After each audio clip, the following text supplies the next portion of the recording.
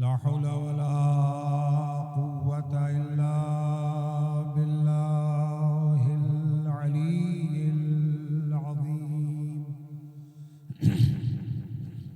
أعوذ بالله من الشيطان اللعين الرجيم. بسم الله الرحمن الرحيم. الحمد لله والصلاة والسلام على رسول الله وعلى آله آل الله، لا سيما بقية الله ولعنة الله على أعدائهم أعداء الله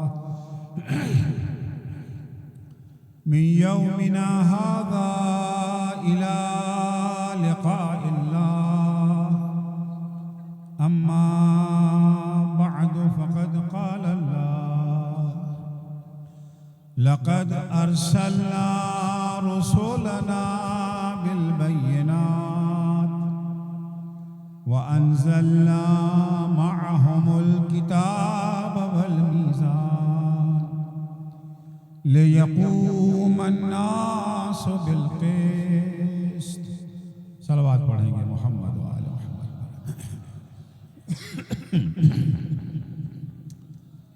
عزیزان گرامی، ہمارے سماج میں، ہمارے معاشرے میں، ہمارے ملک میں بہت ساری پارٹیاں، بہت ساری جماعتیں ایکٹیو ہیں اور اپنا پیغام، اپنی بات لوگوں تک پہنچانے کی کوشش کرتی ہیں، لوگوں کے دل میں ان کے لیے جگہ بنے. ظاہر سی بات ہے، جب دل میں جگہ بنے گی تو بیلٹ باکس میں بھی جگہ بن جائے گی.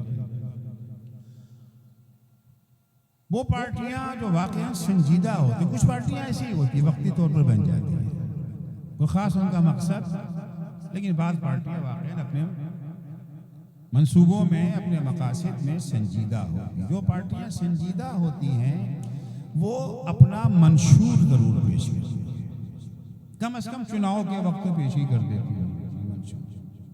مینیفیسٹو ان کا، جس سے پتہ چلتا ہے کہ ان کا مزاج کیا ہے، کس ڈھنگ کی پارٹی ہے، ان کا مقصد کیا ہے، کیا کریں گے.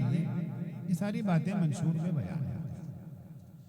جس آیت کریمہ کی میں نے ابھی آپ کی خدمت میں تلاوت کی ہے، یہ سورہ حدید کی 25ویں آیت ہے.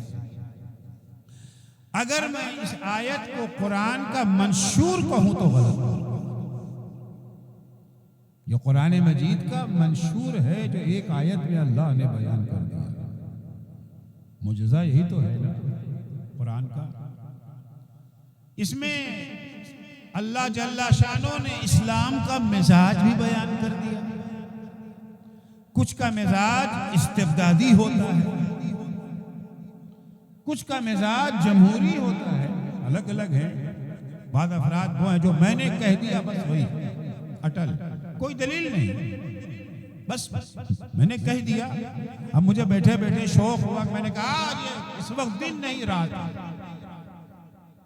آپ نے کہا دل کا دلیل نہ مانگا، بس جو میں نے کہہ دیا، بادشاہ سلامت کی زبان سے جو جملہ نکل گیا نکل گیا. اور کچھ کا مزاج یہ ہوتا ہے کہ وہ گفتگو کرتے ہی نہیں دلیل کے بغیر. دو طرح کا مزاج ہوا نا، استبدادی مزاج ہے، فرعونی مزاج ہے، اور الہی مزاج یہ ہے کہ ہم جو بات کرتے ہیں وہ دلیلوں کے ذریعے. ارشاد اور لقد ارسلنا رسولنا بالبینات. مزاج دین پہچانی ہے. دین کے مزاج میں استبداد نہیں ہے. دین لوگوں کا سر نہیں جھکانا چاہتا ہے، دل جھکانا چاہتا ہے. طاقت کے ذریعے سر تو جھک سکتا ہے، دل نہیں جھک سکتا. دل کو جھکانے کے لیے بہرحال دلیل کی ضرورت ہے، لاجک چاہیے، منطق چاہیے۔ قرآن کہتا ہے لقد ارسلنا رسولنا بالبینات، ہم نے اپنے رسولوں کو دلیل ہی نہیں ایسی دلیلیں دے کے بھیجا ہے جو کاٹے نہ کٹ سکے۔ کچھ دلیلیں وہ ہوتی ہیں جس کا جواب فوراً آ جاتا ہے، کاٹ دی جاتی ہے دلیلیں۔ بینہ ہر دلیل کو نہیں کہتے، بینہ اس دلیل کو کہا جاتا ہے جو کاٹے نہ کٹ سکے۔ اسی کا دوسرا نام ہے معجزہ۔ اسی کا دوسرا نام، دیکھیں ایک معجزہ کا لفظ وہ ہے جو ہم لوگوں کی زبان میں رائج ہے۔ مثال کے طور پر یہاں پر آئے روزے میں کوئی کسی اندھے کو جو ہے وہ آنکھیں مل گئی، روشنی مل گئی، تو کیا کہتے ہیں؟ معجزہ ہو۔ کوئی لا علاج مریض کو ڈاکٹر نے جواب دے دیا تو اس کو یہاں شفا مل گئی، کیا کہتے ہیں؟ معجزہ ہو۔ اسلامی اصطلاح میں اس کو معجزہ نہیں کہتے، اس کو کرامت کہا جاتا ہے۔ اس کو کرامت کہا جاتا ہے۔ معجزہ اسے کہا جاتا ہے کہ جب کبھی، غور سے سنیے گا، معجزہ کیا ہوتا ہے؟ جب کبھی الہی منصب کا دعوے دار کوئی شخص آ کے کہتا ہے اللہ نے مجھے نبی بنا کے بھیجا ہے، اللہ نے مجھے امام بنا کے بھیجا ہے، تو آپ اس سے ثبوت مانگیں گے؟ کبھی لگا ثبوت کہ اگر آپ نبی امام ماننے لگے پھر تو لاکھوں کروڑوں پیدا ہو جائیں گے۔ وہ شخص اپنے دعوے کی سچائی کے طور پر کوئی ایسا عمل پیش کرے اس چیلنج کے ساتھ، ہے کوئی ایسا جو اس طرح کا عمل انجام دے سکے؟ میرے نمائندہ خدا ہونے کی دلیل یہ ہے کہ اللہ نے مجھے یہ معجزہ دے کر کے بھیجا ہے۔ کیونکہ ظاہر سی بات ہے جو کام ایک انسان کر سکتا ہے ویسا کام دوسرا انسان بھی کر سکتا ہے، اس سے بہتر کر لیتا ہے۔ جس زمانے میں پہلا ٹیلی فون آیا تھا مارکیٹ میں، بڑا تعجب کی چیز تھی نا، یہاں بیٹھے ہوتی ہے سینکڑوں میل دور سے باتیں ہو رہی ہیں، بھائی کیا کہنا، لیکن بعد کے انسانوں نے اس سے اچھا ٹیلی فون ایجاد کر دیا۔ پہلا جہاز جب بنا تھا تو تعجب کی چیز تھی نا، بعد کے انسانوں نے اس سے اچھا جہاز بنا کر کے پیش کر دیا۔ یعنی کوئی انسانی تخلیق کوئی ایسی نہیں ہے جس کا جواب پیش نہ کیا جا سکے۔ ہاں جو اللہ کی تخلیق ہوتی ہے اس کا جواب ممکن نہیں ہے۔ تو آنے والا الہی منصب کا دعوے دار اپنے دعوے کے ثبوت میں کوئی ایسا کام کر دکھاتا ہے کہ ویسا کام دوسرے کرنے سے عاجز ہے، معجزہ جو دوسروں کو عاجز کرتا ہے، اس کا جواب پیش نہ کیا جا سکے۔ جناب موسیٰ فرعون کے دربار میں بہت سارے جادوگر لائے گئے تھے جناب موسیٰ کو شکست دینے کے لیے۔ موسیٰ نے عصا پھینکا، عصا اژدہا بن گیا۔ اب اس اژدہے کا جواب ان کے پاس نہیں تھا، تو اسے کہتے ہیں معجزہ۔ الہی منصب کا دعوے دار اپنے دعوے کے ثبوت کے طور پر کوئی ایسا کام کر دکھائے جسے کوئی دوسرا انجام نہ دے سکے، تو اس بات کی دلیل ہے کہ یہ بندے کا کام نہیں ہے، یہ اللہ کا کام ہے۔ کیونکہ بندے کی تخلیق کا جواب تو ممکن ہے ایسی آپ کی خدمت میں۔ قرآن کہتا ہے لَقَدْ أَرْسَلْنَا رُسُولَنَا بِالْبَيِّنَاتِ، ہم نے جو اپنے رسولوں کو بھیجا ہے تو بغیر دلیل کے نہیں بھیجا ہے۔ مزاج اسلام یہ ہے کہ جو گفتگو ہو وہ دلیل کی بنیاد پر، بغیر دلیل کے بس کہہ دیا گیا اور مان لیا جو ہمارے بڑے کہتے آئے ہیں، یہ کوئی دلیل تو نہیں ہوئی۔ ایسی دلیل ہو جسے عقل تسلیم کر سکے۔ ہر نبی کو ہم نے آشکار معجزے دے کر کے بھیجا۔ وَأَنزَلْنَا مَعَهُمُ الْكِتَابَ وَالْمِيزَانَ، اور ہم نے ان کے ساتھ کسوٹی بھیجا، کتاب قانون کو نازل کیا اور میزان کسوٹی بھیجا، یہ پرکھنے کے لیے کون قانون پہ عمل کرتے ہیں اور کون لوگ وہ ہیں جو قانون شکن ہیں۔ کس لیے بھیجا؟ مقصد بھی تو ہونا چاہیے نا۔ یہ انبیاء کاہے کے لیے آئے ہیں؟ کیا دینے ہمیں آئے ہیں؟ یہ کتاب قرآن ہو، توریت ہو، انجیل ہو، زبور ہو، کوئی بھی کتاب جو اللہ نے نازل کی ہے کس لیے آئی ہے؟ ان کا مقصد کیا ہے؟ ایک جملے میں قرآن نے مقصد بیان کر دیا، لِيَقُومَ النَّاسُ بِالْقِسْطِ، سارے انبیاء کے آنے کا مقصد، ساری کتابوں کے نازل ہونے کا مقصد، اسلام کا ایک ہی مقصد ہے۔ وہ مقصد کیا ہے؟ داڑھی رکھوا دے، نماز پڑھوا دے، حجاب کروا دے۔ نماز بہت اہم ہے، حجاب واجب ہے، چھوڑنا گناہ ہے، داڑھی رکھنا واجب ہے، مڑوانا گناہ ہے، لیکن یہ دین کا مقصد نہیں ہے۔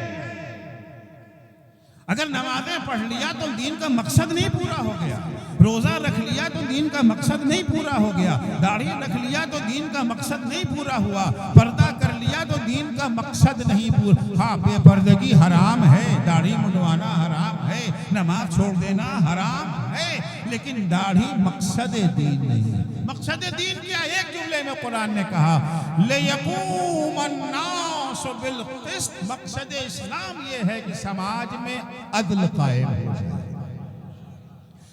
مقصد اسلام یہ ہے کہ ہر انسان کو اس کا حق ملے۔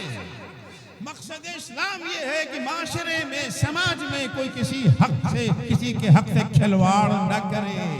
مقصد اسلام یہ ہے کہ طاقت کے بلبوتے کمزوروں کا حق نہ چھینا جائے۔ پیغمبر اکرم صلی اللہ علیہ وآلہ وسلم فرماتے ہیں لن تقدس امت لا یؤخذ فیها حق الضعیف من القوی بغیر متطاعن۔ ہر انسان یہ چاہتا ہے اس کے خاندان کی تعریف ہو، ہر انسان یہ چاہتا ہے اس کے گاؤں کی تعریف ہو، ہر انسان یہ چاہتا ہے اس کے شہر کی تعریف ہو، ہر انسان یہ چاہتا ہے اس کے صوبے کی تعریف ہو، اس کے ملک کی تعریف ہو۔ چاہتے ہیں نا، لیکن یہ تعریف و تمجید و تقدیس بلا وجہ نہیں ہوتی ہے، کوئی ریزن ہونا چاہیے، کوئی وجہ ہونا چاہیے۔ پیغمبر اکرم فرماتے ہیں کوئی معاشرہ، کوئی سماج اس وقت تک لائق تعریف نہیں ہو سکتا۔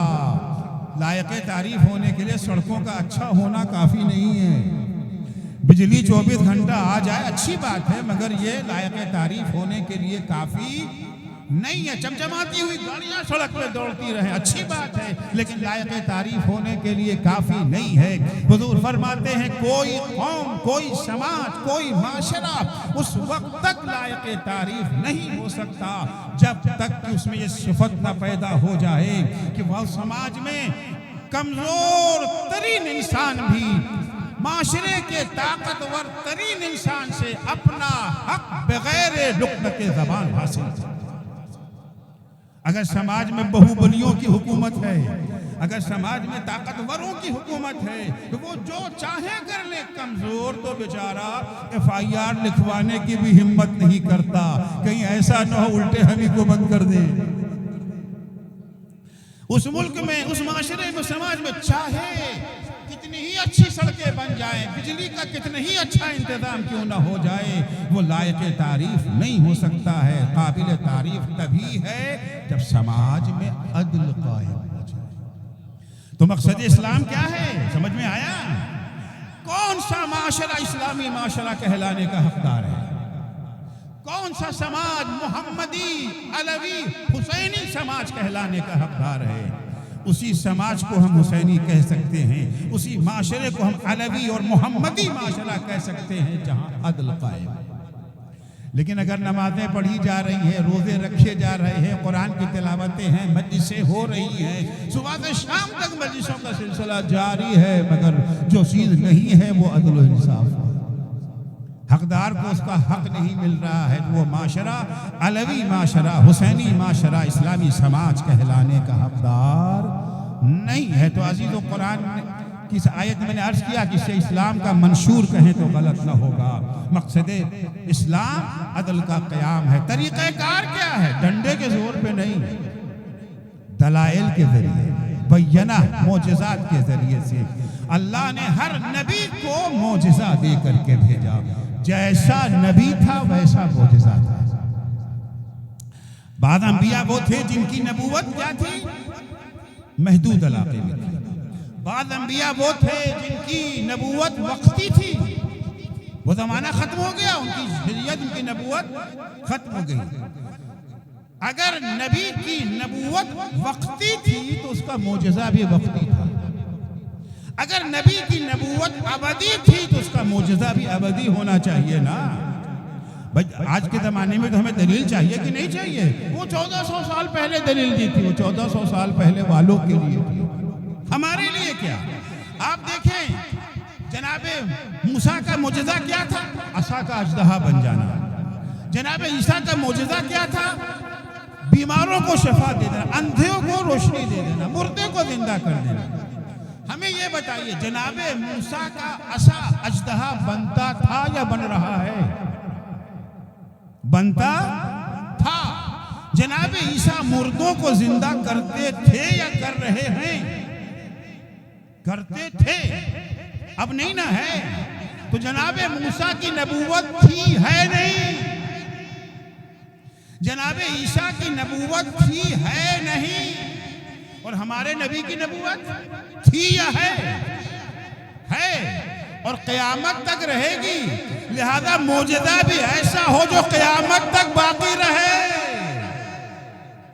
عیسیٰ کا معجزہ تھا، موسیٰ کا معجزہ تھا، نبی آخر کا معجزہ قرآن کی شکل میں آج تک باقی ہے۔ صلوات پڑھیں گے محمد و آل محمد پر۔ آج بھی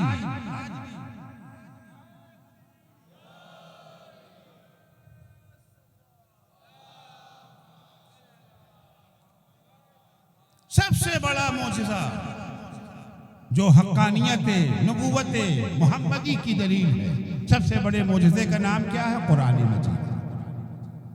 دیکھیے اللہ نے بہت ساری کتابیں نازل کی، قرآن کو نازل کیا، انجیل کو نازل کیا، توریت کو نازل، زبور سب کو نازل کیا، یہ ثابت کرنے کے لیے کہ انجیل اللہ کی کتاب ہے، الگ سے دلیل کی ضرورت ہے۔ یہ ثابت کرنے کے لیے کہ زبور اللہ کی کتاب ہے، الگ سے دلیل کی ضرورت ہے۔ یہ ثابت کرنے کے لیے کہ انجیل اللہ کی نازل کردہ کتاب ہے، الگ سے دلیل کی ضرورت ہے۔ لیکن یہ ثابت کرنے کے لیے کہ قرآن اللہ کی نازل کردہ کتاب ہے، الگ سے دلیل نہیں چاہیے، خود قرآن دلیل ہے، خود قرآن دلیل ہے کہ یہ اللہ کی کتاب ہے، یہ بندوں کے ہاتھ کی لکھی ہوئی کتاب نہیں ہے۔ جس زمانے میں حضور اکرم نے اپنی نبوت کا دعویٰ کیا کہ اللہ نے مجھے نبی بنایا ہے، رسول بنایا ہے، خاتم النبیین بنایا ہے، تو دلیل چاہیے تھی نا۔ دلیل کے طور پر کیا پیش کیا؟ قرآن کو پیش کیا۔ قرآن اللہ کی کتاب ہے، بندے کی لکھی نہیں۔ لوگوں نے کہا جو آپ غلط کہہ رہے ہیں، خود ہی لکھ کر کے کہہ دیا کہ تو اللہ کی لکھی ہوئی کتاب ہے، جبکہ وہ جانتے تھے کہ انہوں نے کسی کے سامنے زانو ادب طے نہیں کیا ہے، کسی اسکول کے یہ پڑھے ہوئے نہیں ہیں، اور ایک جاہل جو کسی اسکول میں نہ پڑھا ہو اتنی عظیم و شان کتاب پیش نہیں کر سکتا ہے، جس میں اتنے معارف موجود ہوں۔ آج بھی سائنسی انکشافات قرآن کے سامنے زانو ادب طے کرنے پر مجبور ہیں۔ تو ظاہر سی بات ہے اللہ کا کلام کا نہیں، اللہ کا کلام نہیں ہے، تو آپ نے خود ہی لکھا ہے، لکھ کر کے اللہ کی طرف نسبت دے دی ہے۔ تو ایک دفعہ قرآن نے چیلنج کیا، ابھی میں نے عرض کیا نا کہ جو کام ایک انسان کر لے وہ کام دوسرا انسان بھی کر سکتا ہے۔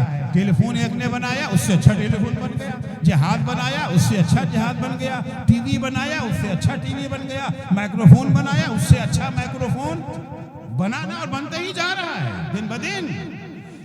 قرآن اگر تمہارے خیال میں بشر کی کتاب ہے، پیغمبر بشر ہیں نا، انہوں نے لکھ کے دیا ہے، ان کی اگر کتاب ہے تو تم بھی ایسی کتاب پیش کرو۔ تم بھی جو کام پیغمبر نے کر لیا بغیر کسی اسکول گئے ہوئے، تم اسکول جا کر کے لکھ کے دکھا دو۔ اکیلے نہیں کر سکتے، سب مل جل کر کے۔ ہمارے یہاں عام طور پر کمیشن بنتا ہے نا، کمیشن بنا لو، بڑا بڑا کمیشن بنا لو، ہر فیلڈ کے ماہرین کو بلا لو۔ قرآن جیسی ایک کتاب، دعویٰ بھی اس بات کا نہیں کہ قرآن کی تعلیمات پیش کرو، قرآن جیسے الفاظ پیش کرو۔ قرآن الفاظ تو یہ الف بے سے بنے ہیں نا، انہی کو جوڑ جاڑ کے تم بھی ایسے ہی بنا دو، ایک انسان نے بنایا ہے، تم بھی بنا دو۔ قرآن نے کہا قُلْ لَئِنِ اجْتَمَعَتِ الْإِنسُ وَالْجِنُّ عَلَىٰ أَن يَأْتُوا بِمِثْلِ هَٰذَا الْقُرْآنِ لَا يَأْتُونَ بِمِثْلِهِ وَلَوْ كَانَ بَعْضُهُمْ بعضهم لبعض ظہیرا، میرے حبیب ان سے کہہ دیجئے اگر تم یہ سمجھتے ہو یہ ہم نے کتاب لکھی ہے اللہ کی طرف سے نہیں آئی ہے تو تم بھی ایسے ہی ایک کتاب پیش کرو، اکیلے نہیں، سارے انسان مل جل جائیں، سارے انسان مل جائیں۔ اور یاد رکھیے گا یہ چیلنج فقط 1400 سال پہلے کے لیے آج بھی چیلنج باقی ہے، کیونکہ دین باقی ہے نا، اسلام تو آج کے لیے بھی ہے، نبوت محمدی آج کے لیے بھی، چیلنج بھی آج کے لیے ہے۔ کل یہ نہ کہیے کہ جاہلوں کے درمیان دعویٰ کر دیا، پڑھے لکھوں میں دعویٰ کرتے تو جانتے، اب تو تم پڑھے لکھے ہو چکے ہو نا، تم چاند تک پہنچ چکے ہو، تم نے مریخ پہ کمندیں ڈال رکھی ہیں، سب مل جل کر کے یونوں میں سارے ماہرین اکٹھا ہوتے ہیں نا بھائی، کسی ایک شہر کی بات نہیں، اور سارے انسان، اچھا انسان بھی اگر ناکافی ہیں جناتوں کو بھی ملا لو، کیونکہ جو کام انسان نہیں کر پاتا وہ جناتوں سے کروا لیتا ہے نا۔ قرآن کہہ رہا قُلْ لَئِنِ اجْتَمَعَتِ الْإِنسُ وَالْجِنُّ، اگر سارے جن و انس مل کر کے عَلَىٰ أَن يَأْتُوا بِمِثْلِ هَٰذَا الْقُرْآنِ، اس قرآن جیسی ایک کتاب پیش کرتے، لَا يَأْتُونَ بِمِثْلِهِ، اس جیسی کتاب پیش نہیں کر سکتے، وَلَوْ كَانَ بَعْضُهُمْ لِبَعْضٍ ظَهِيرًا، اگرچہ ایک دوسرے کی مددگار ہی کیوں نہ بن جائے، اکیلے نہیں، سب مل جل کر کے۔ کوئی جواب نہ آیا، کوئی جواب نہ آیا، قرآن جیسی کتاب۔ اب قرآن میں 114 سورے ہیں، پہلے چیلنج کیا تھا 114 سوروں کا جواب لاؤ، قرآن نے اب اپنے چیلنج کو ریڈیوس کر دیا، ڈسکاؤنٹ، اتنا بڑا ڈسکاؤنٹ کہاں ملتا ہے؟ 114 سوروں کا جواب نہیں لا سکتے تو 10 سوروں کا جواب پیش کر دو۔ ام یقولون افترا، قرآن نے آیت آئی، یہ کہتے ہیں کہ پیغمبر نے جھوٹی نسبت اللہ کی طرف دی ہے، خود لکھ کر کے کہتے ہیں اللہ کی طرف سے کتاب آئی ہے۔ ام یقولون افترا، یہ کہتے ہیں کہ پیغمبر نے جھوٹ بولا ہے، قل فأتوا بعشر سور مثلہ مفتریات، تو تم بھی اس طرح کے 10 سورے پیش کر دو۔ پیغمبر نے 114 سورے پیش کیے، تم 10 سورہ پیش کر دو، پھر بھی جواب نہ آ سکا، پھر بھی جواب نہ آ سکا۔ پھر قرآن نے اور ڈسکاؤنٹ دیا، اب یہ تو غضب کا ڈسکاؤنٹ ہے، کہ پورے قرآن میں 114 سورے جواب نہیں لا سکتے، 10 سوروں کا جواب نہیں لا سکتے، تو ایک ہی سورے کا جواب لا دو۔ ان کنتم فی ریب مما نزلنا علی عبدنا فأتوا بسورۃ من مثلہ وادعوا من استطعتم من دون اللہ ان کنتم صادقین۔ اگر تمہارا دعویٰ سچا ہے کہ پیغمبر نے خود ہی کتاب لکھ کے اللہ سے نسبت دے دی ہے تو تم اس جیسا ایک سورہ پیش کرو، اور سورے میں بقرہ کی شرط نہیں ہے، ارے کوثر ہی کا جواب پیش کر دو، کوثر ہی کا جواب پیش کر دو۔ نہ 114 سورے کا جواب ممکن ہو سکا، نہ 10 سوروں کا جواب ممکن ہو سکا، نہ 3 جملوں پر مشتمل سورہ کوثر کا جواب ہو سکا۔ چیلنج ہو رہا ہے۔ اچھا قرآن نے دیکھا اچھا جواب نہیں لا سکتے، تب بہت آسان کام دے دیا۔ دیکھیے کبھی کبھی ہوتا ہے کہ اس جیسا کرنا تو مشکل ہوتا ہے، اعتراض کرنا تو آسان ہوتا ہے نا۔ ابھی ہم تقریر کر کے اترے، مومنین کو کاغذ دے دیجئے، ہر کوئی کاغذ پورا بھر دے گا، 10 اعتراض، یہ صحیح نہیں پڑھا، یہ غلط پڑھ دیا، ایسے نہیں ایسے پڑھنا چاہیے تھا، یہ اس لفظ کے بجائے اس لفظ کا انتخاب کرتے تو اچھا تھا۔ اگر ان سے کہا جائے اچھا آپ بھی ایسی ہی تقریر کر کے دکھا دیجیے، مشکل ہو جائے گا نا۔ لیکن کیڑے نکالنا وہ تو آسان کام ہے۔ قرآن نے کہا اچھا اس جیسا نہیں پیش کر سکتے، اب کمیاں نکالو۔ کیا چیلنج ہے، کیا بھروسہ ہے، کیا اعتماد، حقانیت قرآن۔ لو کان من عند غیر اللہ لوجدوا فیہ اختلافا کثیرا، قرآن نے کہا کہ اگر یہ اللہ کے علاوہ کسی اور انسان کی کتاب ہوتی جس میں اختلاف بہت نظر آتا، کیونکہ انسانی تخلیق کا خاصہ یہی ہے، چاہے وہ خطیب ہو، چاہے وہ شاعر ہو، چاہے وہ سائنسداں ہو، کچھ بھی ہو، کیونکہ ہمارا علم تو آہستہ آہستہ بڑھتا ہے نا۔ جو باتیں آج ہمیں معلوم ہیں وہ باتیں کل معلوم نہیں تھیں۔ ظاہر سے بات ہے کل کا علم اور تھا، آج کا علم، کل کی باتیں ہمارے اس علم سے متاثر تھی، آج کی باتیں آج کے علم سے متاثر ہوں گی۔ بھئی ہمیں ایک شخص کے بارے میں نہیں معلوم تھا کہ اتنے قابل فاضل، ہم نے پوچھا کہاں پڑھنے کا معمولی انسان ہے، بعد میں ہمیں پتہ چلا نہیں یہ تو بہت پڑھے لکھے ہیں، اب تو ہماری بات بدل جائے گی نا۔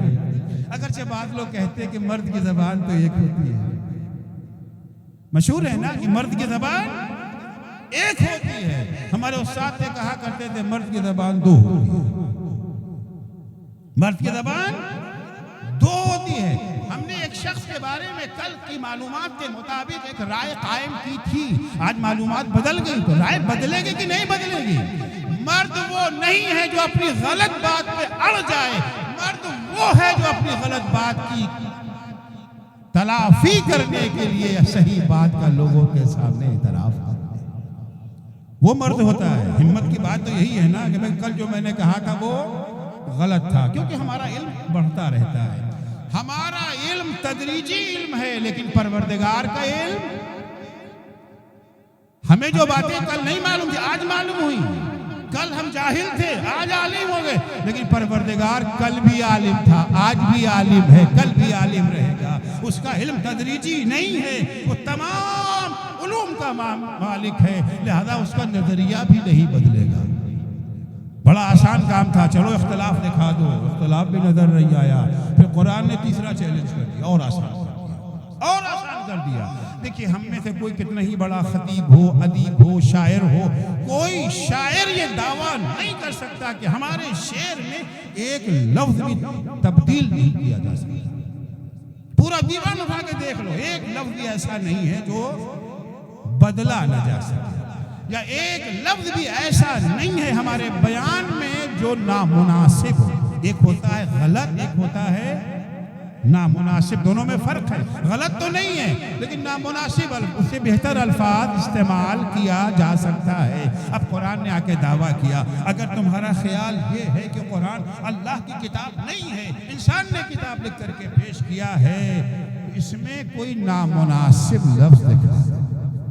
یاسین والقرآن الحکیم، یہ قرآن جو ایک مستحکم کتاب ہے، اس میں کوئی جھول ہی نہیں ہے. ایک لفظ بھی ایسا نہیں ہے جو اس کو تبدیل کیا جا سکے. اچھا جس زمانے میں قرآن چیلنج کر رہا تھا، کس کے درمیان کر رہا تھا؟ عربوں کے درمیان. عرب بڑا غیرتدار ہوتا تھا.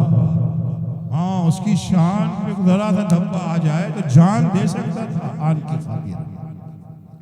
اسے چیلنج کیا جا رہا ہے کہ لاؤ قرآن کا جواب نہیں لا پا رہے ہیں. 114 سوروں کا کا جواب نہیں جواب بن رہا ہے. 10 سورے ناممکن، 1 سورہ وہ بھی نہیں. اختلاف دکھا دو.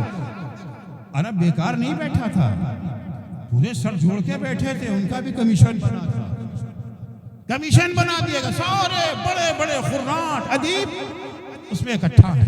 قرآن کا جواب پیش کرنا، الفاظ کا جواب پیش کرنا، اس چیز کی خوبصورت تحریر کا جواب پیش کرنا. مفاہیم کی بات نہیں ہو رہی ہے، مفاہیم تو بہت دور کی بات ہے. ہر سال حج کے موقع پر بڑے، حج اس زمانے میں بھی ہوتا تھا نا، شکلیں تھوڑا الگ تھی. ہر سال حج کے موقع پر بڑے بڑے شعراء، بڑے بڑے ادبا اکٹھا ہوتے تھے. وہ کمیشن بھی بیٹھتا تھا اس کا جواب پیش کیا جائے، مگر جواب بن نہیں پاتا تھا. جب قرآن مجید کا یہ شعر آیا کہ یاسین والقرآن الحکیم، اس میں ایک لفظ بھی ایسا نہیں ہے جو نامناسب ہو. اچھا ادھر سے کمیشن کے اوپر دباؤ بھی تھا نا پبلک کا، فنڈ لگ رہا تھا، بجٹ ملتا تھا، خوب کھایا پیا جا رہا تھا. پبلک پوچھ بھی رہی تھی بھائی تم لوگ کر کیا رہے ہو. جب یہ چیلنج آیا تو ان کے چہرے پر مسکراہٹ آ گئی. کہنے لگے اب کی تو ہم کامیاب ہو ہی جائیں گے. کمیشن بیٹھا، سر جوڑ کے بیٹھے. قرآن مجید میں سے 4 الفاظ انہوں نے ایسے ڈھونڈ لیے جو ان کے خیال میں نامناسب تھے. ان کے خیال میں نامناسب. اچھا ایک بات یاد رکھیے گا، یہ نامناسب ہونے کا فیصلہ کون کرے گا؟ تھرڈ پارٹی نہیں ہے، یہی کریں گے. یہ جو کمیشن بنا ہے، جو بڑے بڑے قرآن ادیب ہیں، یہی کریں گے. 4 الفاظ ان کا ہمیں مل گئے. مکے میں تو خوشی کی لہر دوڑ گئی، کیونکہ بہت پریشانی تھی نا اسلام سے. خاندان کے خاندان الگ ہو گئے تھے. باپ ایک طرف، بیٹا ایک طرف، بھائی ایک طرف، بہن ایک طرف. بڑا مشکل معاملہ تھا. اور سب اب اگر ہے تو اسلام تو ختم. اگر قرآن اللہ کی کتاب نہ رہ جائے تو اسلام تو ختم ہو گیا نا. قرآن ہی اسلام کی بیس ہے، بنیاد ہے. قرآن نہیں تو اسلام ختم. 4 الفاظ لے کر کے آئے. بیت الشرف پیغمبر پہ حاضر ہو گئے. محمد، ہم جواب لے کر کے آئے. 4 الفاظ لائے. تشریف لائیے. آئے پیغمبر گھر سے باہر نکل، بھیڑ لگی ہے، پوچھا یہ بتائیے کہ آپ سب لوگ مل کے بات کریں گے یا اپنا کوئی نمائندہ چنیں گے؟ اب سب سے تو بات تو نہیں نہ ہو سکتی ہے۔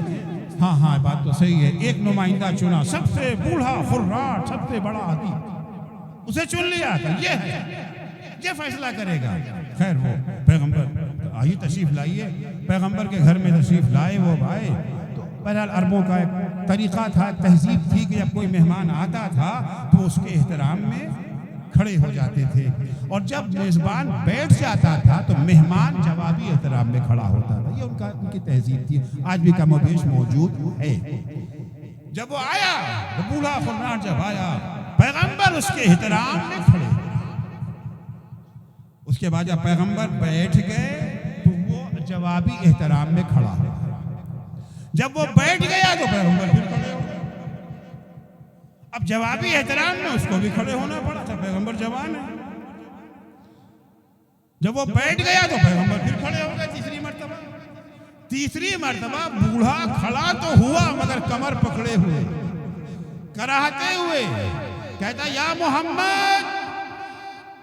پہلے سن لیو 4 الفاظ تھے، کیا تو مزہ آئے گا۔ قرآن میں 4 الفاظ ہیں، غلط نہیں ہیں، نامناسب ہیں۔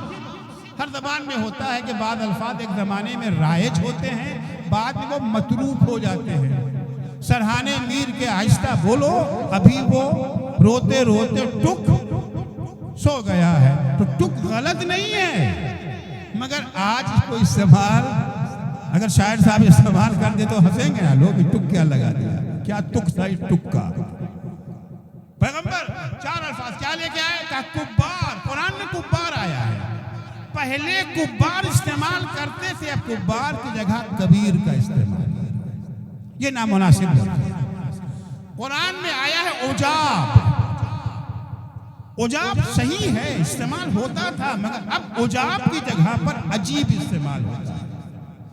قرآن میں آیا ہے لشے، لشے غلط نہیں ہے، مگر اب شے کہتے ہیں، لشے نہیں کہتے۔ قرآن میں لفظ آیا ہے حضوا، اب حضوا کی جگہ پر استہزاء کہا جاتا ہے۔ 4 الفاظ، کبار، عجاب، لشے، حضوا، 4 الفاظ ہیں قرآن میں جو متروک الفاظ ہیں، قرآن نے استعمال کیا، نامناسب ہے۔ اور قرآن کا دعویٰ ہے کہ ہمارے یہاں کوئی لفظ نامناسب نہیں ہے۔ یہ 4 اعتراض تھا، وہ آیا، پیغمبر کھڑے، تیسری مرتبہ جب بوڑھا کھڑا ہوا، کمر پکڑے ہوئے، کہہ رہا یا محمد انا رجل کبار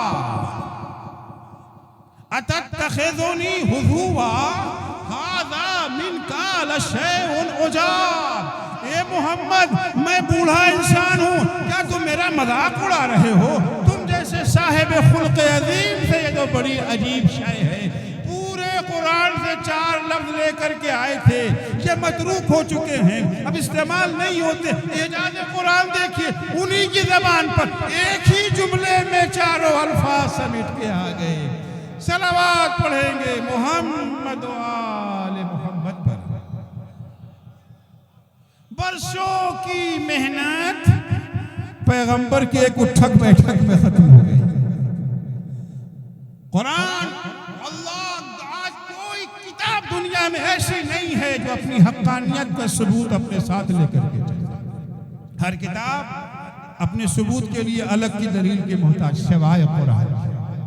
عزیزو، جتنا ہمیں سورج کے نکلنے کا یقین ہے، اس سے زیادہ قرآن کی حقانیت کا یقین ہے، اس سے زیادہ اسلام کی حقانیت کا یقین ہے۔ ہمارا دین، ہمارا مذہب وہ نہیں ہے جہاں ہم شرم سے کہیں کہ ہم مسلمان ہیں۔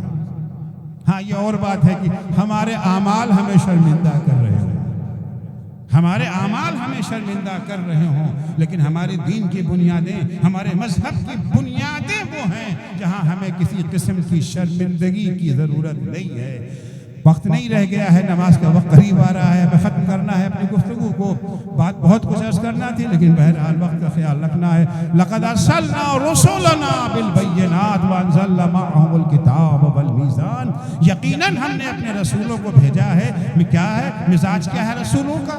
دلیلوں سے بات کرتے ہیں۔ احمقانہ گفتگو نہیں کرتے ہیں، جسے عقل قبول نہ کر سکے اس کی گفتگو نہیں کر سکتے ہیں۔ اسلام وہ دین ہے جو عقل کہتی ہے وہی دین کہتا ہے، جو دین کہتا ہے وہی عقل کہتا ہے۔ ملازمہ ہے عقل اور دین کے درمیان۔ مقصد کیا ہے اس کا؟ مقصد ہے سماج میں عدل و انصاف قائم کرنا۔ عدل و انصاف وہ چیز ہے جو ہر انسان کو پسند ہے۔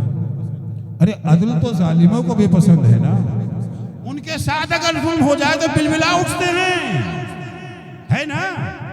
اگر کسی کو ظالم کہہ دیجئے اس کو اچھا لگتا ہے، ظالم کو بھی ظالم کہہ دیجئے تو اسے برا لگتا ہے۔ ہر انسان کی فطرت میں عدل ہے، اسی لیے کہتے ہیں اسلام دین فطرت ہے۔ جو تعلیمات اسلام میں پیش کی گئی ہیں سب عدل کی بنیاد پر ہیں، اور کوئی ایسا قانون اسلام میں نہیں ہے جسے عقل قبول نہ کرتی ہو، جو خلاف عدل و انصاف ہو۔ آپ دیکھیں ائمہ علیہ السلام کی سیرت کو اگر اٹھا کر کے دیکھیں، ائمہ کی سیرت بھی یہی رہی ہے، کبھی کسی نے ان سے ظلم نہیں دیکھا، اتنا ہی نہیں، اور کبھی وہ ظلم کے مقابلے میں خاموش نہیں۔ دیکھیے عدل کرنا آسان ہے، ظلم سے لڑنا مشکل ہے۔ ممکن ہے کہ انسان ہے جو خود کسی پہ ظلم نہیں کرتا، کسی کا حق نہیں مارتا، لیکن ظالموں سے ٹکر لے لے۔ عدل کرنا تو آسان ہے، لیکن جب انسان ظالموں کے مقابلے میں آتا ہے تو قیمت چکانی پڑتی ہے۔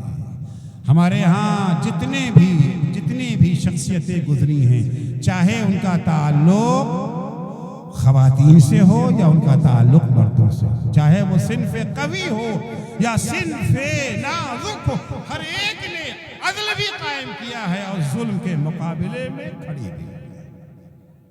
کیونکہ حکم ہے اسلام کا، اسلام نے صرف یہ نہیں کہا کہ عدل قائم کرو، عدل کے ساتھ ساتھ ظالموں کے ظلم کی مخالفت بھی کرنا ہے۔ مولا کائنات امیر المومنین نے آخری وصیت جو کی ہے، اپنے بستر شہادت سے جو مولا نے آخری پیغام دیا، کیا کہا تھا؟ خطاب امام حسن و امام حسین کو کہ بیٹا ان سب کے لیے جو قیامت تک جن تک میری یہ بات پہنچے، کونا للظالم خصما وللمظلوم عونا، دیکھو ہمیشہ مظلوموں کے مددگار بننا، ظالموں کے مقابلے میں آ جانا، چاہے کوئی بھی قیمت چکانی پڑے، قیمت کی بات نہیں۔ یہی وہ جذبہ تھا جو سیدہ عالمیہ کو دروازے کے پیچھے لے کر کے آیا تھا، یہی وہ جذبہ تھا جو سیدہ کو دربار میں لے گیا تھا۔ سیدہ فدق کے باغوں کی محتاج نہیں تھی، کیونکہ جتنے دنوں تک معصومہ کے پاس یہ باغ رہا ہے، تقریباً 2 سال تک معصومہ کے اختیار میں رہا، جتنی آمدنی باغ فدق سے آتی تھی ایک پیسہ بھی بی بی نے اپنے اوپر نہیں خرچ کیا ہے، سارے کا سارا پیسہ غریبوں میں بانٹ دیا۔ فاطمہ کے شوہر علی نے اپنے ہاتھوں سے جو باغات لگائے تھے، اپنے ہاتھوں سے لگائے تھے نا، مالک تو خود ہی ہیں، لیکن اپنے باغوں کا سارا پیسہ عوام کی۔ مولا کائنات نے 25 سالہ دور میں جو باغات لگائے تھے، آج ان کی قیمت لگائی گئی ہے 85 ارب روپیہ۔ 85 ارب روپے کمانے والے کے گھر میں فاقے ہوتے تھے۔ علی کے گھر کا فاقہ اس لیے نہیں تھا کہ علی غریب تھے، علی کے گھر میں فاقہ اس لیے نہیں تھا کہ علی نادار و محتاج تھے، نہیں، علی کے گھر میں فاقہ اس لیے ہوتا تھا علی دوسروں کو اپنے اوپر فوقیت دیا گیا، ان سے برداشت نہیں ہوتا تھا کہ کوئی بھوکا رہے اور ہم پیٹ بھر کے کھانا کھا کے سو رہے۔ بی بی کیوں آئی تھی دروازے کے پیچھے، کیوں گئی تھی فدق کے پیچھے؟ بی بی کا سارا مقصد یہی تھا کہ ظلم کے چہرے سے نقاب ہٹا دی جائے۔ اسلام میں ایک بڑا جہاد ہے، جہاد افضل۔ 4 قسمیں جہاد کی ہیں، جہاد کبیر، جہاد افضل، جہاد اکبر، جہاد اصغر۔ فی الحال اس کا موقع نہیں۔ جو جہاد کبیر بی بی نے انجام دیا ہے، جہاد افضل کیا ہے؟ ظالم حکمراں کے سامنے حق کی آواز بلند کرنا۔ دربار میں گئی تھی اور کیا دلیری کے ساتھ 18 سال کے خاتون 60 سال کے حاکم سے خطاب کر کے کہتی ہے، افی کتاب اللہ ان تریسا اباک ولا اریسا ابی، کیا اللہ کی کتاب میں لکھا ہے تجھے تو اپنے باپ کی میراث ملے گی، مجھے اپنے باپ کی میراث نہیں ملے گی؟ یہ ظلم کے خلاف آواز اٹھانا تھا۔ البتہ فاطمہ نے اس کی قیمت ادا کی ہے، بی بی نے اس کی قیمت ادا کی ہے۔ کس شکل میں ادا کی ہے؟ پسلیاں توڑوا کر کے اپنی قیمت ادا کی۔ در و دیوار کے درمیان اس جرم میں فاطمہ کو پیش دیا گیا۔ بچہ ماں کے شکم میں شہید کر دیا گیا۔ آپ دیکھیں کہ کیا ذہنیت ہے، کیا مینٹیلیٹی ہے اس خاندان کی۔ امیر المومنین پیغمبر کے انتقال کے چند دنوں کے بعد امیر المومنین بیت الشرف میں تشریف لاتے ہیں، آ کر کے جناب معصومہ کے سرہانے بیٹھ گئے۔ معصومہ بیمار ہیں، بستر علالت پر ہیں۔ کیا بیماری ہے فاطمہ کی؟ معلوم ہے نا؟ فاطمہ کی بیماری معلوم ہے نا؟ فاطمہ کو در و دیوار کے درمیان پیسا گیا، فاطمہ کی پسلیاں توڑی گئی ہیں، بڑی تکلیف میں ہے فاطمہ۔ کتنی تکلیف ہے سنیں گے؟ کتنی تکلیف میں ہے؟ تکلیف کا عالم یہ ہے کہ 18 سال کی خاتون جب کھڑی ہونا چاہتی ہے دیوار کا سہارا لے کر کے کھڑی ہوتی ہے، چلتی ہے تو عصا کا سہارا لے کے چلتی ہے، کمر جھک گئی ہے فاطمہ۔ بی بی کی کیا عمر ہے؟ 18 ہی برس تو عمر ہے نا۔ آپ نے کسی 18 برس کی خاتون کو دیکھا ہے جس کی کمر جھکی ہوئی ہو؟ نہ دیکھا ہے، نہ پڑھا ہے، نہ سنا ہے، سوائے فاطمہ کے۔ فاطمہ کو ہو کیا گیا تھا؟ کیوں کمر جھک گئی تھی؟ وجہ معلوم ہے؟ کمر کیسے جھک گئی؟ ایک شخص نے یہی سوال 5ویں امام سے کر لیا کہ مولا میں نے یہ سنا ہے کہ آپ کی دادی کی کمر جھک گئی تھی، جب آپ کی دادی کی شہادت ہوئی تو عمر کیا تھی؟ امام نے فرمایا 18 برس۔ کہا تو کیا یہ سچ ہے کہ کمر جھک گئی تھی؟ یقین نہیں نہ آتا، 18 برس کی خاتون کی کمر کیسے جھک جائے گی؟ امام نے کہا دائیں دیکھا بائیں دیکھا، کوئی غیر تو نہیں ہے۔ اللہ رے مظلومیت کا عالم، مظلوم اپنے اوپر ہونے والے ظلم کو بیان بھی نہیں کر سکتا۔ جب اطمینان ہو گیا سب اپنے ہیں، امام نے فرمایا ہاں یہ سچ ہے، ہاں یہ سچ ہے، میری دادی کی کمر جھک گئی تھی۔ تم یہ جاننا چاہتے ہو کہ دادی کی کمر کیوں جھکی تھی؟ تو سنو، جب میری دادی کے دروازے پہ آگ و لکڑی لے کر کے آئے ہیں، میری دادی انہیں سمجھا رہی ہے، انہیں نصیحت کر رہی ہے، انہیں ہدایت دے رہی ہے۔ کہا جاتا ہے علی کو باہر نکالو ورنہ ہم گھر میں آگ لگا دیں گے۔ کسی نے کہا کیا اس گھر کو جلا دو گے جس میں فاطمہ رہتی ہے؟ بڑی عظمت تھی بی بی کی، بڑا درجہ تھا بی بی کا، بڑا مقام تھا بی بی کا۔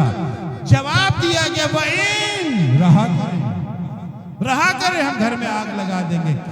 عزیزو دھمکی پر اکتفا نہیں کیا گیا، دروازے میں آگ لگا دی گئی۔ ابھی دروازہ پوری طرح سے جلا بھی نہ تھا کہ ایک شقی نے دروازے پہ ایسی لات ماری کہ دروازہ کھل گیا۔ میری دادی اپنا حجاب بچانے کے لیے دروازے کے پیچھے آ گئی، ایک طرف دیوار ایک طرف دروازہ، بیچ میں میری دادی کو اس طرح سے پیسا گیا، پسلی کی ہڈیاں ٹوٹ گئی، ایک ہڈی ٹوٹ کے جگر میں پیوست ہو گئی۔ جب دادی اٹھنا چاہتی تھی جگر میں اتنی تکلیف ہوتی تھی کہ دادی جھک جھک کے چلنے پر مجبور۔ اجرکم اللہ۔ آپ کو فاطمہ زہرا کی تکلیفوں کا اندازہ ہو گیا نا؟ بی بی اتنی تکلیف میں ہیں۔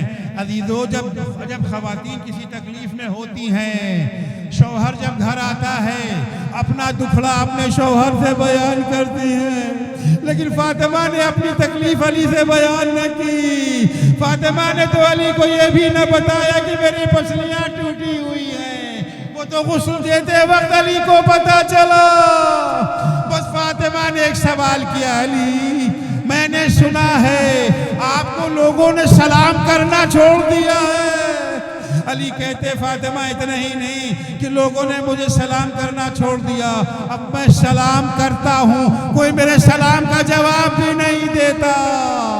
تڑپ گئی فاطمہ، دونوں ہاتھوں کو اٹھا کے کہتی ہیں الہی عجل وفاتی سریہ، خدا مجھے جلدی سے موت دے دے، اب یہ دنیا رہنے کے لائق نہیں ہے۔ علی سلام کرے، کوئی علی کے سلام کا جواب نہ دے۔ الا لعنت اللہ علی قوم الظالمین وسیعلم الذین ظلموا ای منقلب ینقلبون۔ بار الہ تجھے واسطہ ہے محمد و آل محمد علیہ السلام کا، ہماری اس مختصر سی عبادت کو قبول فرما۔ بار الہ محبان اہل بیت اطہار، شیعیان امیر المومنین، عزاداران سید الشہداء، زائران مظلوم کربلا جہاں کہیں بھی ہوں، ان کی جان مال عزت آبرو کی حفاظت فرما۔ مراجع کرام اور رہبر معظم انقلاب اسلامی کی حفاظت فرما۔ امام زمانہ کے ظہور میں تعجیل فرما۔ جب حضرت کا ظہور ہو تو ہمارے اعمال ایسے ہوں کہ ہم ان کے اصحاب و انصار میں شمار ہو سکے۔ اللہم عجل فی فرج مولانا صاحب الزمان واجعلنا من